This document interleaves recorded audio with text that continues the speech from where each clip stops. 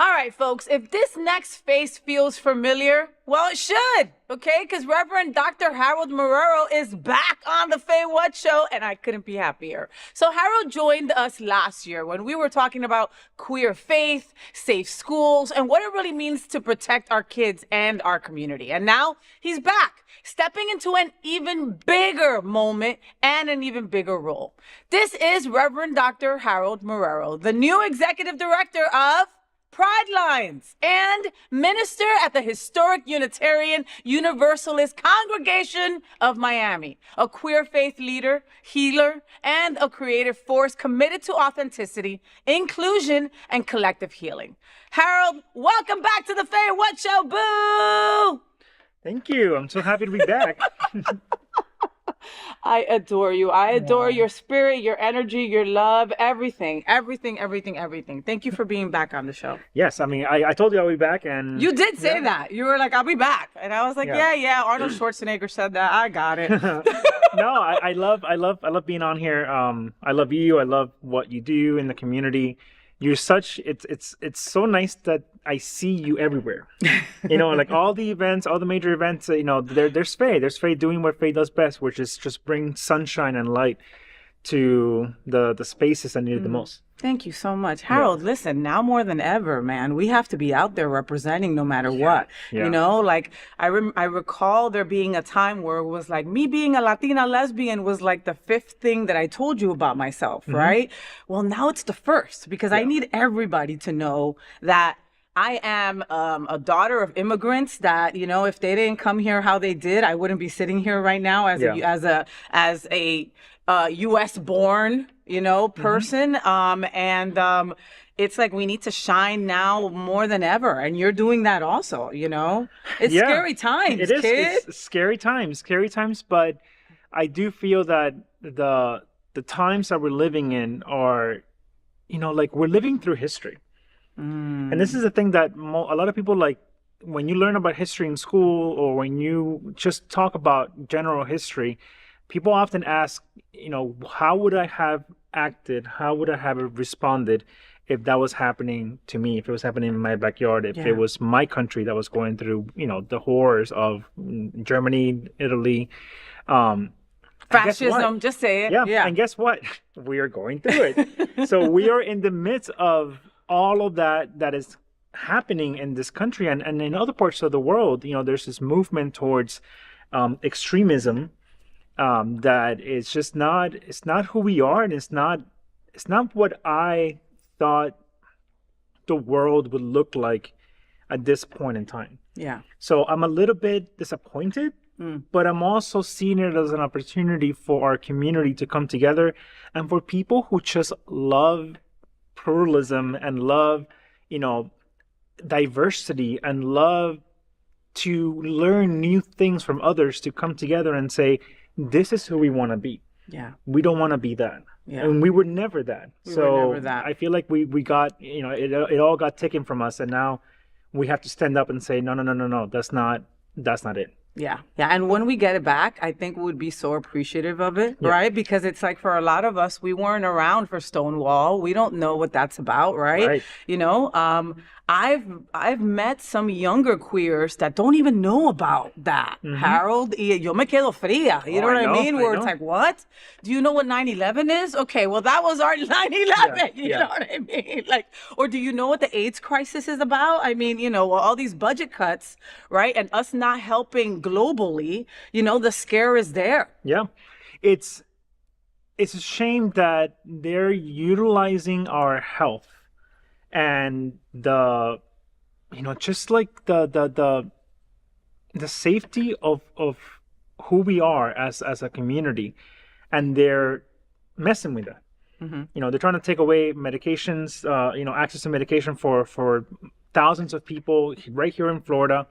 That's almost criminal. If you were to really look at it from a big picture, big history perspective, people would look back at this time and be like, what was going on in their minds to think that, A, you can just kick a bunch of people out of life-saving medication, and B, how you have contributed, how we contributed as the collective we, to people now dying of something that they were dependent on our country to give access to. Yeah, and they had access for years and years, and now they don't, or now they'll lose some of that access. And they've cut so much funding, and it seems like targeted towards our community. But the sad realism about it, Harold, is that Miami is the number one when it comes to new infections, right? And the folks who are acquiring those new infections are Black or brown women.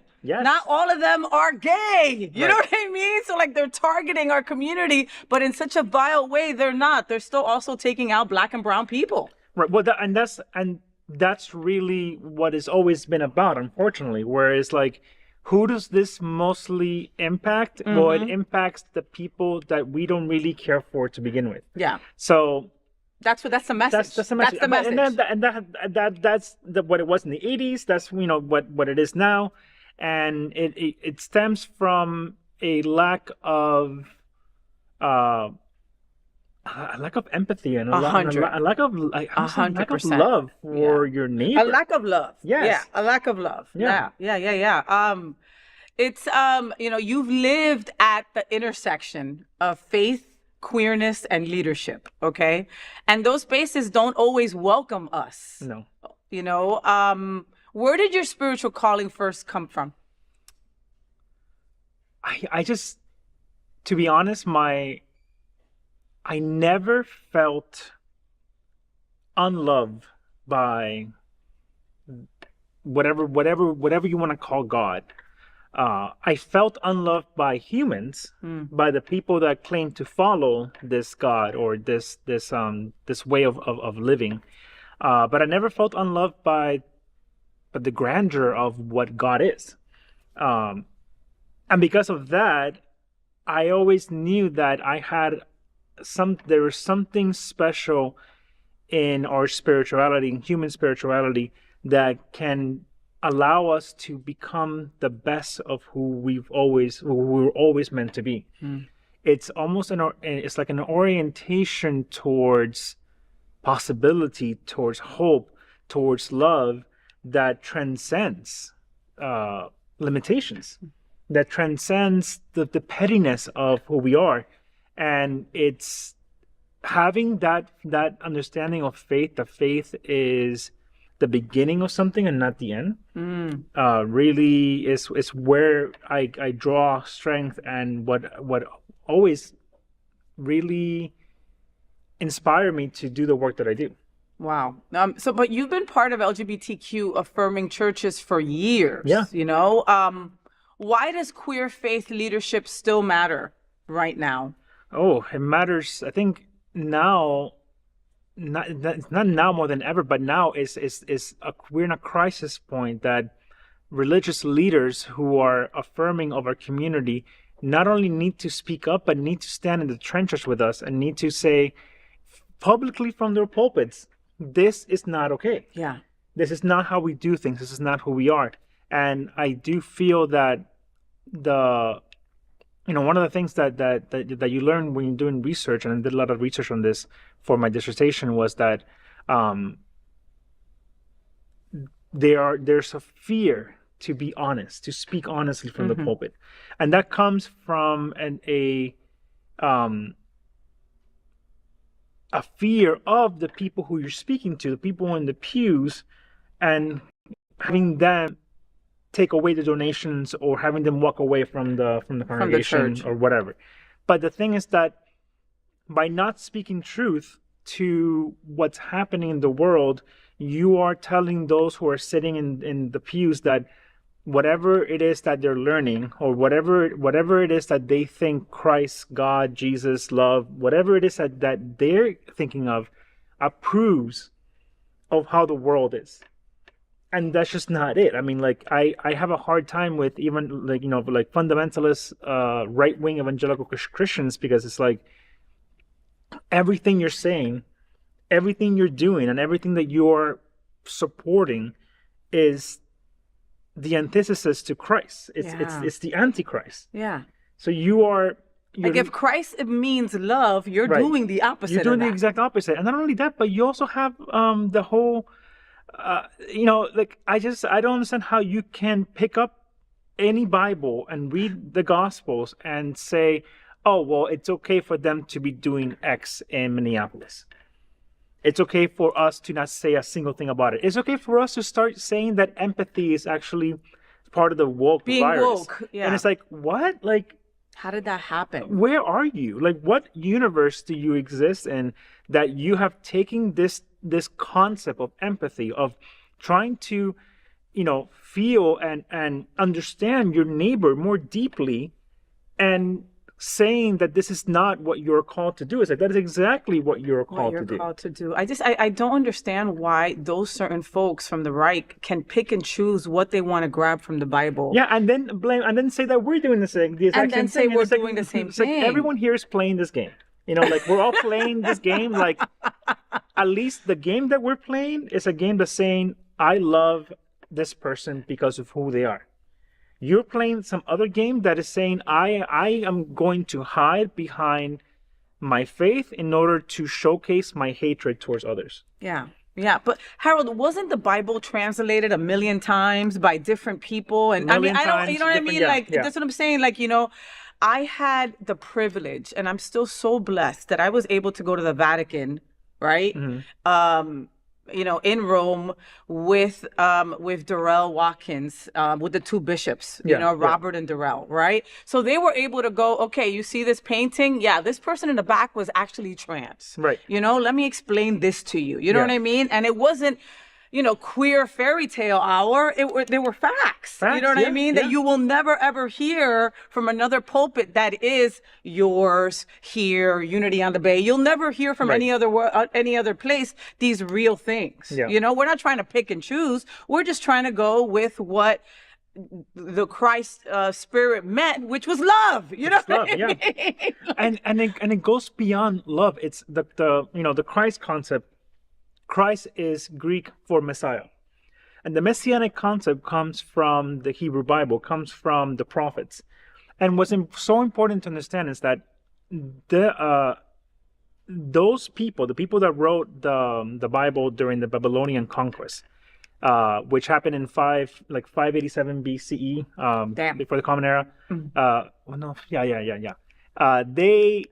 They had suffered something so traumatic. They lost the temple where they felt God existed, was burned down and destroyed by Babylonians. They lost the city that they had felt was, the city chosen by God, which was Jerusalem. Its walls were breached, the city was burned, and the top of that society was forced into exile. They were literally taken from their homes and forced to immigrate to Babylon, to start over in a foreign land, in a foreign place. And that was a tool for the empire, which was Babylon, to completely, destroy those people. But what they did is no. They wrote their stories down. They took the stories of their oppressors and made it into their own. They said, the Babylon, and back then the understanding of gods is that there were the gods, there were many gods, and there was the main god, and then all the little gods that were around them, and the humans were created to serve the gods, right? Mm-hmm. The Jewish experience, the experience that we see in the Hebrew Bible, is really one of the first times that any human said that no, actually, we are created in the image of the divine, as partners in creation, as partners in the universe. We're a reflection. That's not separate. Mm-hmm. We are part of the divine. The divine is a part of us. That is unique into that experience. And then they were also one of the first ones to be monotheistic, in that it separates, it takes away all of the deities and condenses it into one. And that one is a reflection of who we are, the best of who we are. I love that. But it also has the worst of who we are.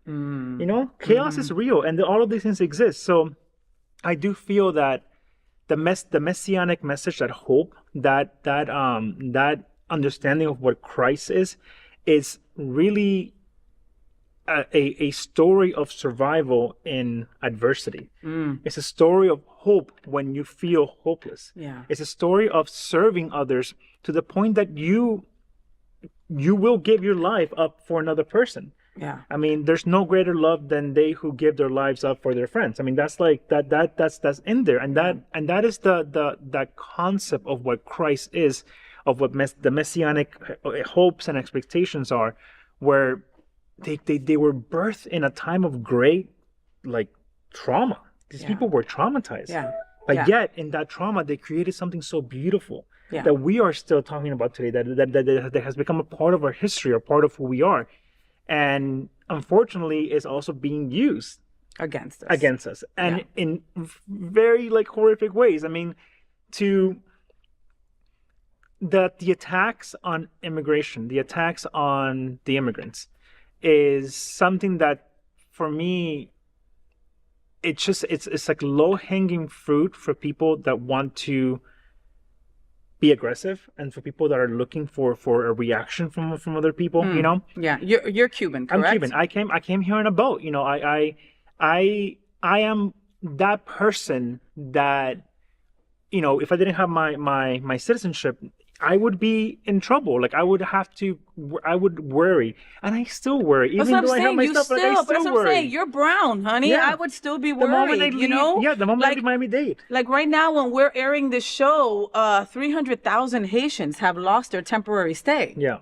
And now they're up for being deported as well. Right. You know, I mean, again, like I told you before, it's scary times. Yes, you know? but it's also so un-American. It's anti-American to be this aggressive towards the immigrant community when we are a nation that was built by immigrants. That was built on immigrants. You know, we are a nation that our greatness is tied to our diversity. This is the melting pot that it is. I mean, and the thing is that, you know, we're around the same age, Harold. We grew up in that time where it was come one, come all. You know, like that was part of the shtick about the U.S. You know, Right. So for now at this age to hear all this going against that is so against everything that we've grown up with. Yeah. You know what I mean? Where it's like, where are we? Wake me up. You know what I mean? And that's why I feel let down by a system that said this is not who we are, and this is not whoever we will become. Because I'm seeing us become that, and it's so easy. It's so easy. And you know, I was speaking to a friend, friend that came to visit this weekend. She said that she watched a movie or a series about Mussolini and his rise to power in Italy, and she says that in the series, the character that plays Mussolini breaks a fourth wall and talks to the audience while things are happening. Oh. And one of the lines that she said was that boundaries exist until they don't. And then when you cross it and no one does anything, then you know that you can get away with anything. Yeah. And that's my God, so true. And that's what we're experiencing now. Like, people are getting away with things that we all collectively agree that this is not how we are. Yeah. But yet they keep pushing the boundary, keep going over the line, and nothing happens. There's no consequences to their actions. Nothing. No accountability. No one is doing anything. Our checks and balances are not working. Yeah. Yeah. I mean, I'm as a Cuban, you know that our last election, Miami went red in a second. Yep. I'm married to a Cuban, and she was very upset. Yeah. You know, she was very upset at her own people, right? And that's something to be hard.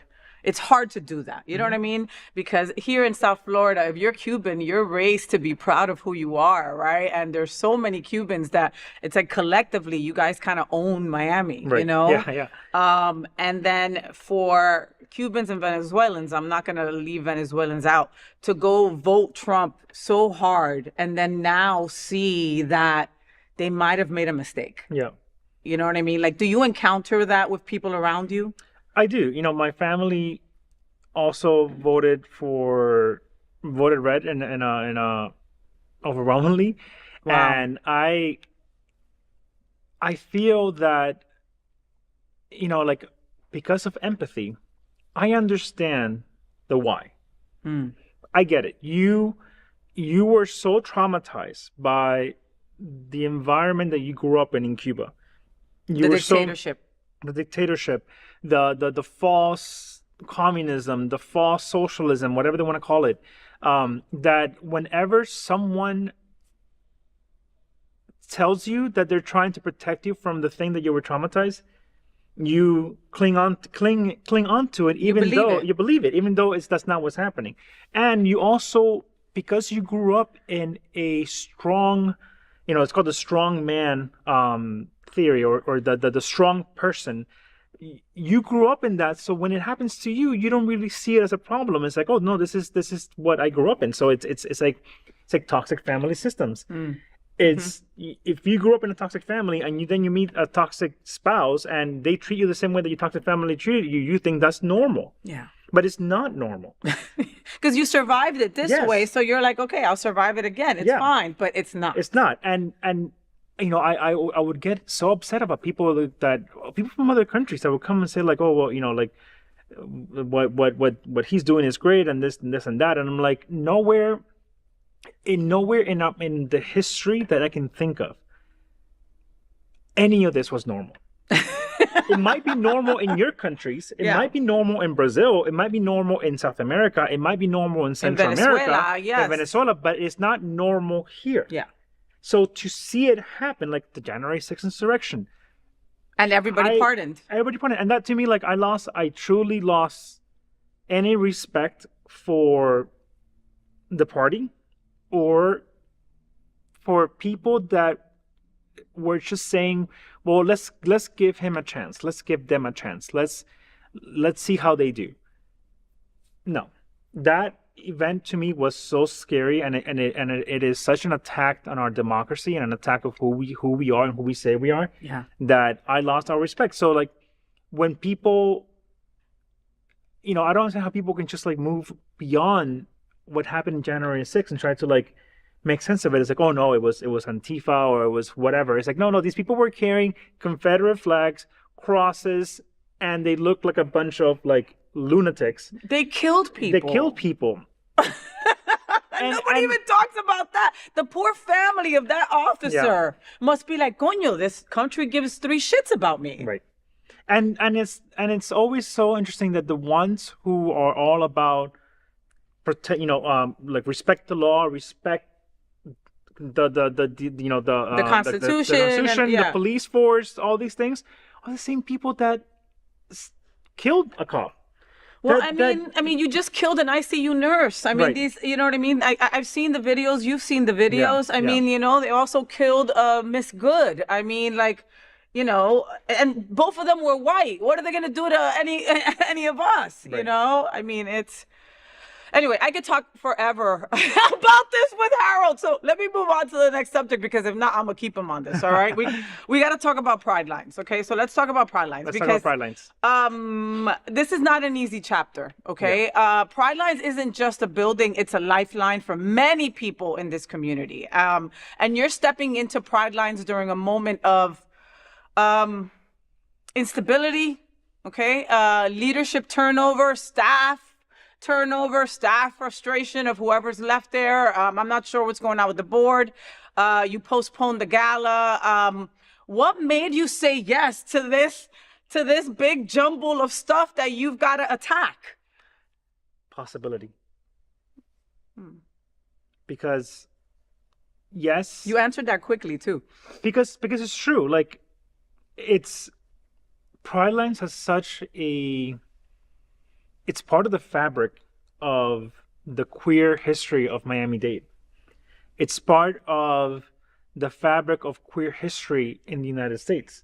It was something that was started after the Anita Bryant attack on our community. Mm-hmm. It was started by a bunch of young people that said, we want a safe space to just be us, to exist, to be our most authentic selves, to flourish. And that's how Pride Lines got started.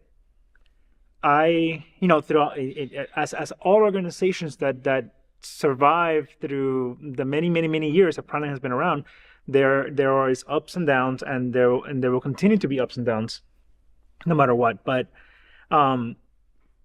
I I remember being a young, queer kid in high school, and hearing about Pride Lines. I remember walking into their old building that they had that center, and I was like, "Oh, this is so impressive! Like, look at this place that's giving community to the people." On Fourth Court, yes, yeah, the I people that remember needed that. it the most. Look at this place that has brought in other nonprofits too to do the work that needs to get done in the city, and never in my wildest dreams did I ever think that I would have the honor or even the I don't even know how to say it, because it's one of those things like I never thought that this would come to me, and I never thought that I would be at a place in my life that I was able to now help write the next chapter of what Pride Lines is and who Pride Lines is going to become. You got a lot of work to do, my friend. I do. I don't even know where to begin with that one. Listen, I've helped with the gala. I was very, very entwined into Pride Lines during a certain time of their life, of their time, right? Because it was in Miami. I really wanted to help support, my wife worked there for a short period of time. I remember having conversations with Victor Diaz Herman. Yeah. And just him, he's a product of Pride Lines. You know what I mean? Him telling me him being a queer kid and going in there, and then fast forward to him being the ED of the place for many years, you know? Right. And it was just that. I was like, wow, this place is the fabric of what it means to be LGBTQ in Miami, you know? And they had big dreams about, what to do and incorporate Broward and blah, blah, blah, and then a lot of things went south, unfortunately. And I don't want to give too much light to that, because there's certain things that still haven't been followed through 100%, and it's not our place to talk about them, right? Because we were both not there. right. I wasn't there. You were in there. Yeah, exactly. You know what I mean? So, but I will ask questions that I want to know answers to. When services were disrupted, people were left without care. And one of your locations was in Alapata, which is an area that so desperately needs any kind of help, Do you know what happened to the people that Pride Lines was actively helping?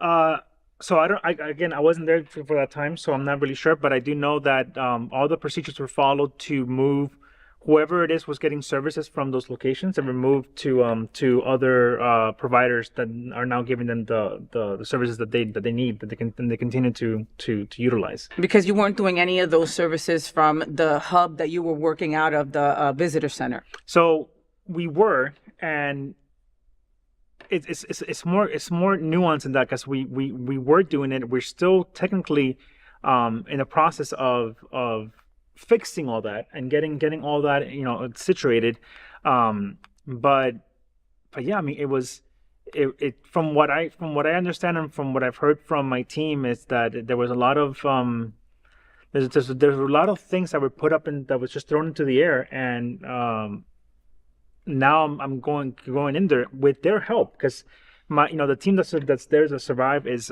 an amazing team. Their heart is in the right place. They have this immense sense of service for the community, and that to me is like, that's gold. Like, I have a great team. And those people were there when you got there? Those people, well, yes. One of them started like maybe like a year before, and then the other one is an institution in Miami. Eddie. Oh yes, of course. Yeah. So he and he's a wealth of knowledge. Yes, oh my God. And I've leaned into him a lot on, like, tell me what was going on. Since he wasn't, he worked there, but he wasn't he wasn't part of the executive team. The executive team. Yeah.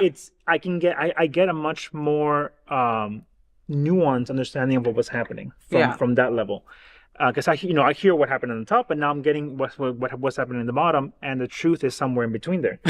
So. Right. So it has given me the ability to try to not just try to understand what happened before, but put procedures in place that will ensure that never happens again. Yeah. And that the next chapter of Pride Lines is one that is going to allow us to thrive once again and to be that community space for the entirety of our community. Yeah. Because Pride Lines is an older organization. I mean, Yeah. it's been on for I think it's over like 47 40 years or yes, something. Like, yeah. Yes, and I was actually speaking to. I'm very fortunate that I know a lot of people in the community, and I'm friendly with a lot of people in the community that were part of that time, that historical time in Miami. In fact, one of them is Cindy Brown, who was Oh, I love Cindy. yeah, she was the one that said, like, Harold, try for Pride Lines, and I'm like, okay. Okay, so you applied for the Pride Lines. They didn't come looking for you. I know, I applied. Holy applied crap. for Pride that. Lines, you guys are so lucky. Yeah. Oh my God, that's God sent. Literally. Literally. Okay, so let me get this. So you lost the Alapata. That's not a thing anymore. It doesn't belong to you guys anymore. No. You're just out of the hub in Miami Beach. Yes. Correct? And the future for us is going to be we're going to open up smaller spaces across the city by leaning into the spaces that are welcoming us, which are the queer affirming spaces. The churches, the synagogues. I'm working with a synagogue down in Miami to see if we can set up some meeting space, or to create groups for other synagogues that want to have a meeting space. Yeah. I'm also working with the Unitarian Universalist Congregation of Miami. Luigi is there, and Luigi is he's amazing. He was an ED for Pride Lines as well, and I'm leaning into their knowledge and their wealth of wisdom to be like, what made Pride Lines successful back then, and how can we bring what worked into the present so that it serves us in the future. Yeah. And Luigi has been great about this. And he said, Harold, one of the main things that we did is that we were utilizing the spaces that wanted us there. So Pride Lines was originally a Temple Israel. Mm-hmm. So I'm like, let's do those things again. Like let's have. So we're opening up the what I want to call the Dayland Center at the Unitarian Universalist near you. Congregation. Yeah, that's perfect. Well, we'll do youth groups. We'll do support care for people who are living with HIV that can come and do some support groups.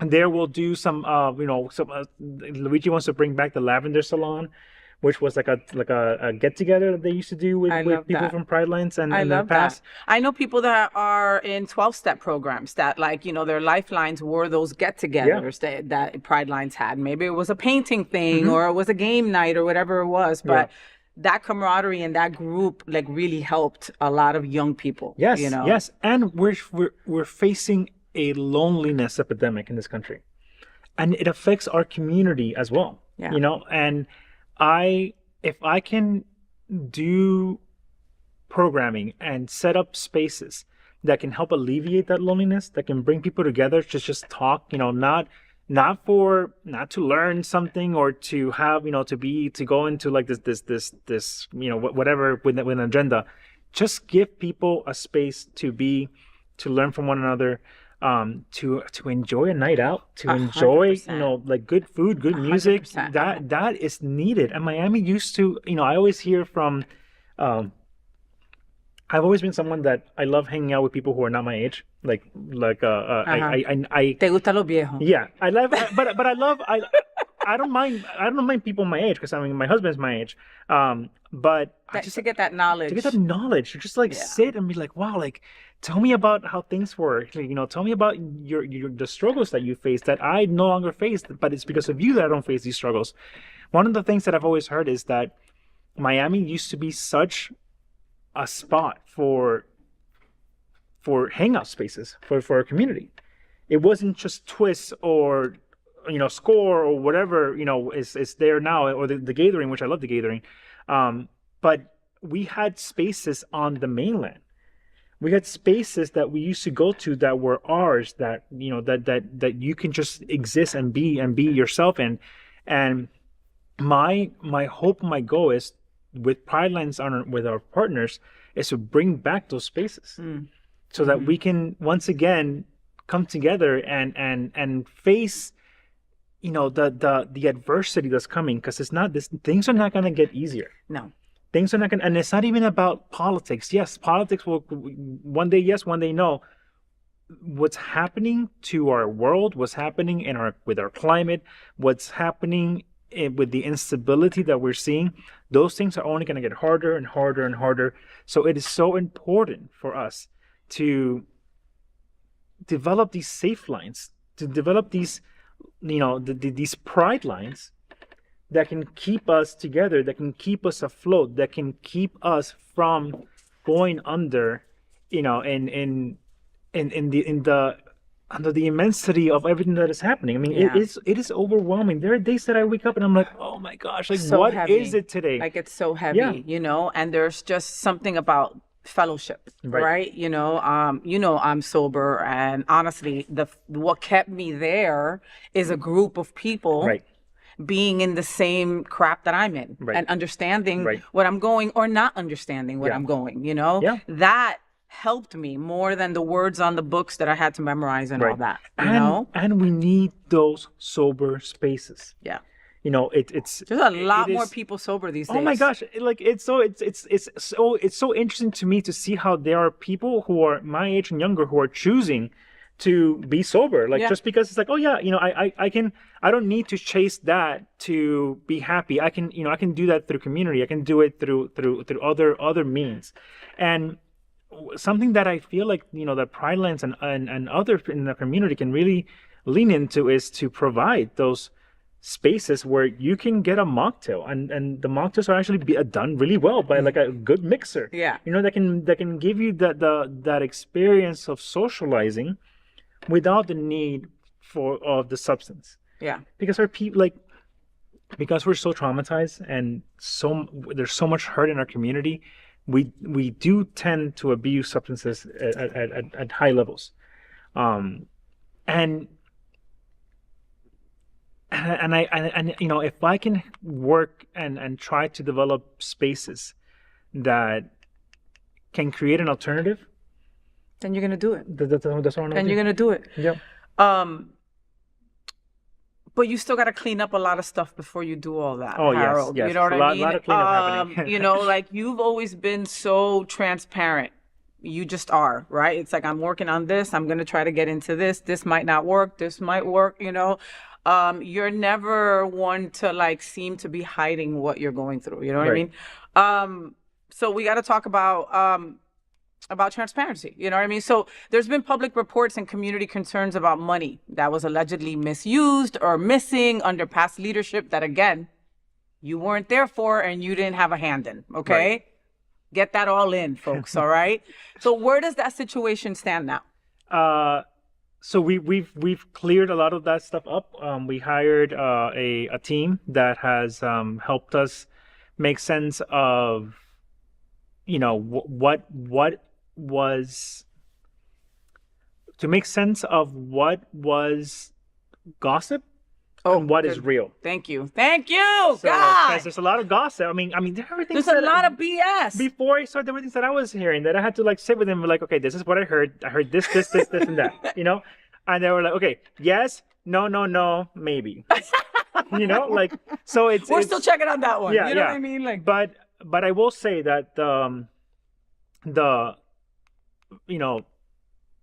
team, the leadership team that took over after what happened, really stepped up and ensured that for many reasons that Pride Lines was able to stabilize itself once again. And they and this is not just the board, but even other staff people that were there. They helped usher Pride Lines through a very dark point in the history of the organization. It's interesting how to see that Pride Lines has truly had these high highs and low lows. And to me, it is a testament to the community and to who they are, that in those low lows that would have really that were so low that any other nonprofit I think would have closed down. Would have closed down. Pride Lines said no. Pride Lines said, we're gonna continue to do this. This is important, and people came in and stepped up and helped. Yeah. So that's why I said yes. So was the money misused? I don't know, and there are things that I can't speak about Of right now course. because of a bunch of different things that are still happening. Have any charges been filed? I don't know. I can. There's Okay. just things that I can't say with those things. Okay. How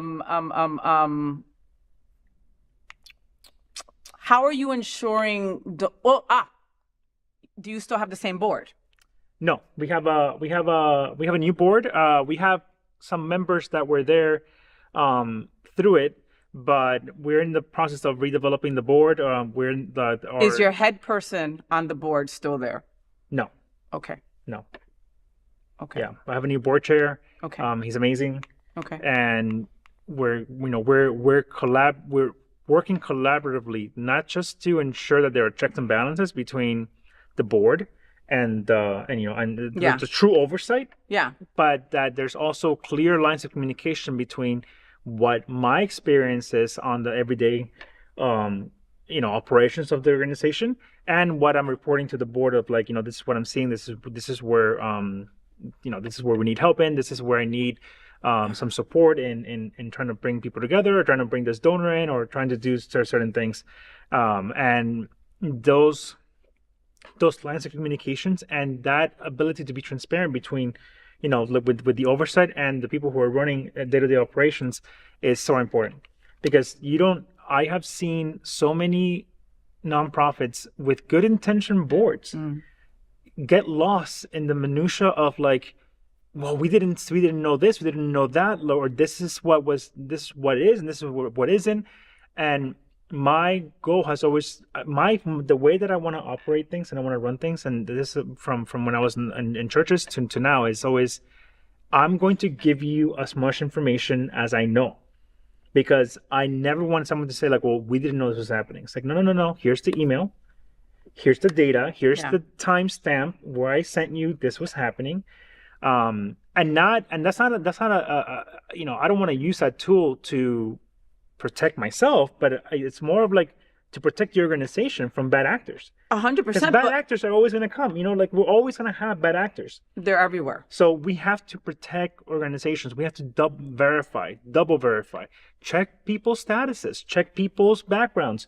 Don't just believe someone that comes in with a title and be oh, well, that's I have title. 47 degrees. It's let's just double check, verify things. And one of the funny things is when I was applying, I'm I not only did I take a picture of all my diplomas, but I'm happy to send you my transcripts, because I want to be so transparent. You are. Yes. This is the truth of who I am. This is what I have worked so hard to achieve. I don't want anyone to ever say, oh, well, you didn't tell us. It's no, I'm telling you everything. Yeah. When you got there and you agreed to take this job, was the board already eliminated? The board was already eliminated. Yeah. Okay. Just because there was someone that was put in prior who I super respected her. She was coming from West Palm Beach, right. An incredible soul, so smart, so dynamic. And it seemed, and this is just my opinion from our conversations, that she was like this. Right. Because of the board. And you can't be an ED if you're like this. Right. But you just can't. Again, you have to work together. Right. You know what I mean? Which was also why I was confused by the money fraud and all that shit, because I don't know anything about nonprofits. I work for one. I'm very well aware, but I don't deal with that kind of aspect of it. And I thought that if a check has to be written, if people even still use checks, that it would be a board member and it would be you. You know what I mean? I would think that things would need dual authentication, checks and balances for that to happen, you know? So when that came out, I was like, okay, so who's in the wrong? They should all be picked up then. Right. You know what I mean?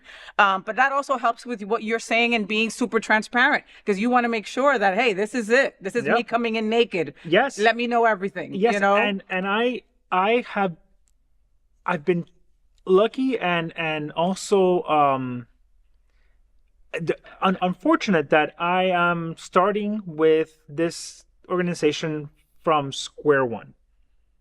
Lucky in that I'm starting from square one. Yeah.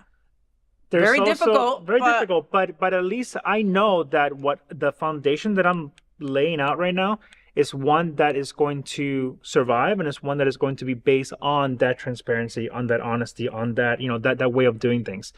The unfortunate part about it is that I'm starting with a team that it's one of my team members. He's newer, so there's no organizational history. Eddie knows everything, so Eddie's great at that. Yeah.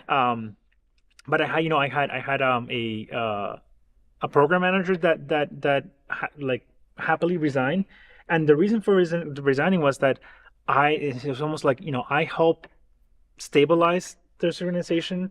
I feel that it is in good hands right now, and I need to take a step back from my own personal, from my growth, my future, For your mental health. for mental health. And I get it. I get it. Like, yes, everyone was on edge. Like everyone, and How that could you not happens. How could you be? not be? I mean, hello, funded, not funded, being a part of this, not being welcome to this, being Right. not welcome to that. Yeah. Like, you guys are all like walking tiptoe Right. in spaces that you used to stomp in. Right.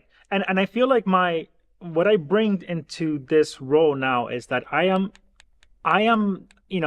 someone very dear to me told me this recently. It's like, you are an outsider. Yes, I know everybody, and a lot of people know me, but I am an outsider. I mean, I'm not part of the same group of people that are always pictured in different events. I've always been in the orbits of these organizations, but I've never been in it. And that gives me a perspective of like, I can, whatever drama, whatever thing, whatever gossip exists, I'm coming in this fresh. I'm coming in this as a new person. Yeah. And I also have the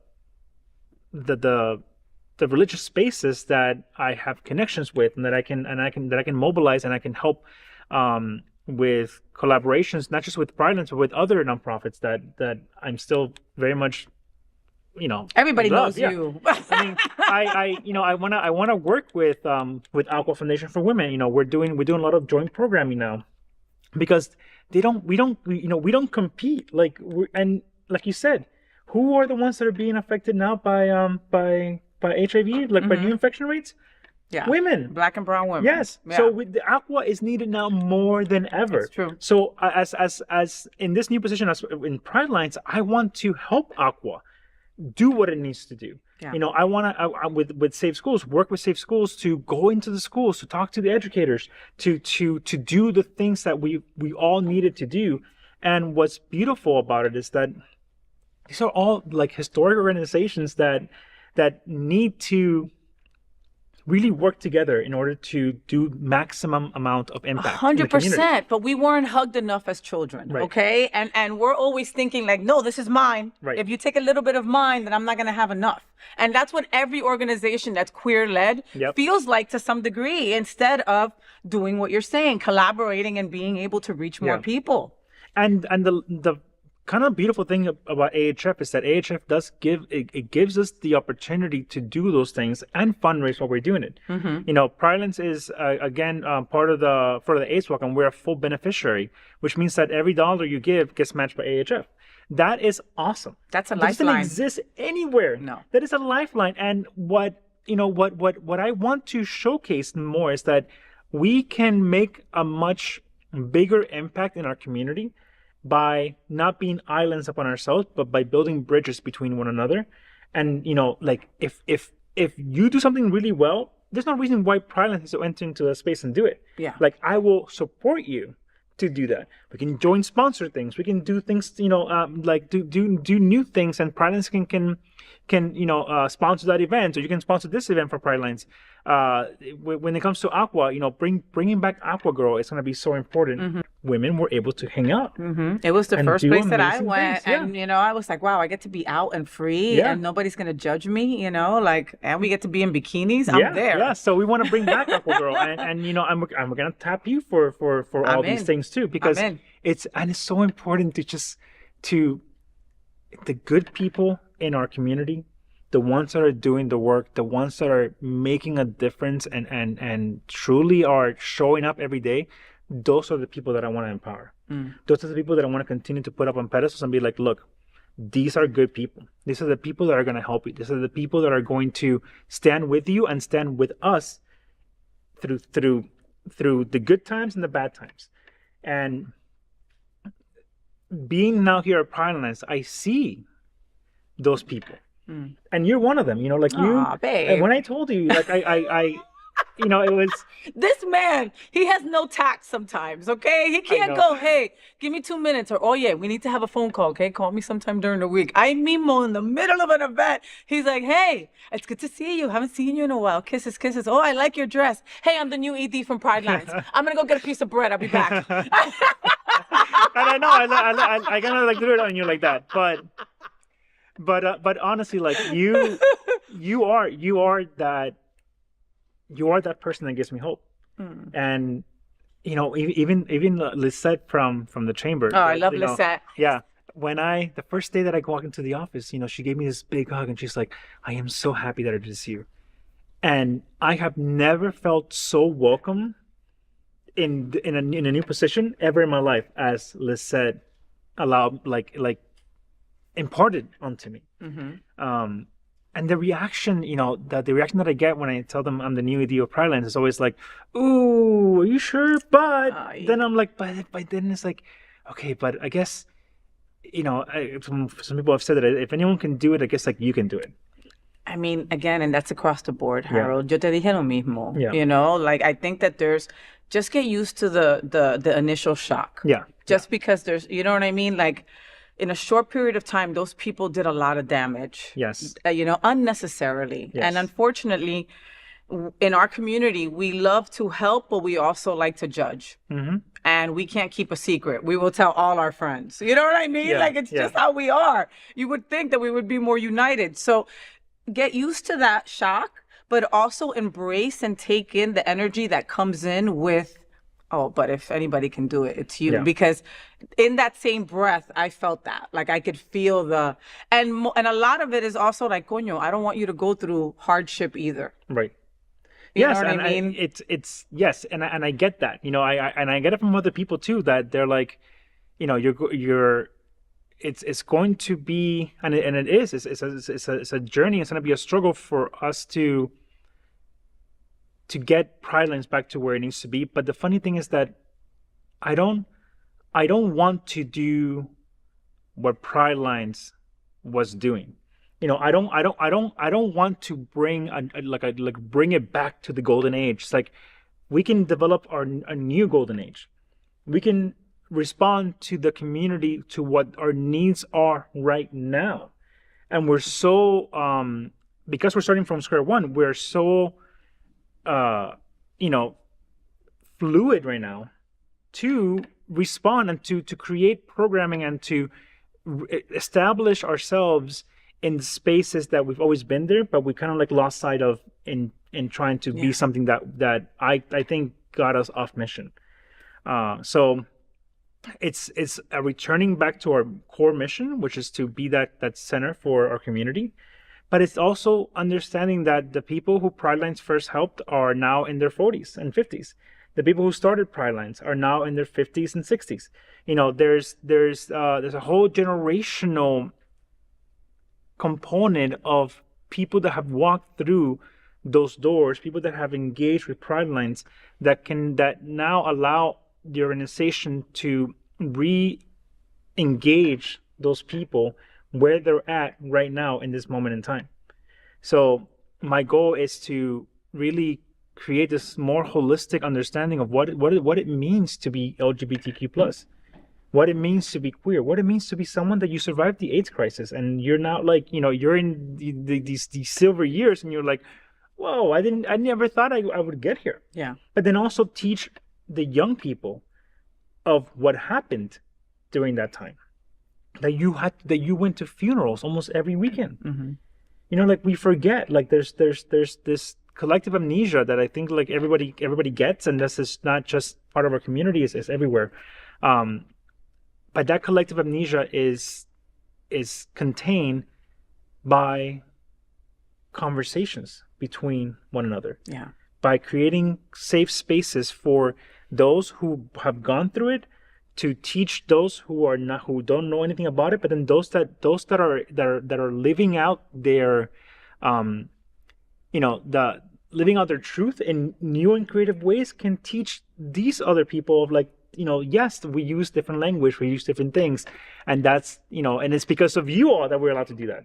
Yeah. And then there's So everybody else in important. between. There are people, yeah, there are queer parents. There are people that are trying to make families. They are, there's a whole section of our community that is just trying to navigate different ways of being together, different ways of forming families, different ways of even having relationships. That it is important for us to acknowledge it and to engage it and to create the space where everyone can kind of learn from one another. Yeah. And that is where I want to take Pridelines into, which is really what I think it's bringing it back to the basics. Yep. Of creating this community. Yep. And this community space for all. Amen. Yeah, I said that. All right, Harold. So it's time to play a little game before I let you go. I don't know if you remember from last time, but it's called Say What with FayWhat, and it's fast answers, no overthinking. All right. Just your first instinct. All right? All right, I'm ready. Okay. Sacred or secular? So say again, sacred or secular? Sacred or secular? Secular. Silence or protest? Protest. Therapy or prayer? Therapy. Tradition or disruption? Tradition. Call it out or call it in? Call it in. Beach sunrise or drag brunch? Ooh, drag brunch. Cafecito or cold brew? Cafecito. Miami traffic or church meeting? Miami traffic. Flip-flops or dress shoes? Dress shoes. Confession or group chat? Group chat. Early morning prayer or late night text? Late night text. Saints or sinners? Both. Ooh, I love that. All right. Wow. That tells me everything. Final question. What gives you hope right now? What gives me hope right now is this conversations, being in this bed with you, is seeing how the country is reacting to the horrors that are happening around us. And honestly, like just being in community and being with other people is what gives me not only hope, but it gives me the energy that allows me to do it again the next day, and then do it again the next day, And then do it again the and next do it again day. the next day. And then, Yeah. I mean, then, he's faith, so he also does it on Sunday twice. Then on Sunday, yeah. So it's a lot. Well, folks, this is leadership. This is faith. This is honestly queer resilience. And I'm so glad that I was able to have Harold in bed with me today. Harold, help me finish this interview by looking into that camera and giving them your best. FayWhat? FayWhat? Okay, I love it. That was perfect. And I'll be back again. You okay? will be back I'm again. telling you all now, I'm going to come back and we can do another segment on something else that you want to do. Yes, I want to talk about church stuff. I'm always so yes. confused about church stuff, and I always get comments from you folks also about it. So I need Harold to come back with our questions and Yes. see if he can, diagnose us with, not being lost with the Bible. We can do a whole thing about the Hebrew Bible. We can do a whole historical segment. We can do whatever you want to do. Whatever. We'll just make it fun. We'll just add drag queens. Yes, exactly. Somewhere. Yeah. Anyway, follow Reverend Dr. Harold Marrero at Instagram under Rev Dr. Marrero. Facebook also at The Harold Marrero. Follow Pridelines and also keep your eyes on Pridelines because this next chapter truly matters. And I have a feeling that we're going to be surprised. I know we are. Right? Thank you.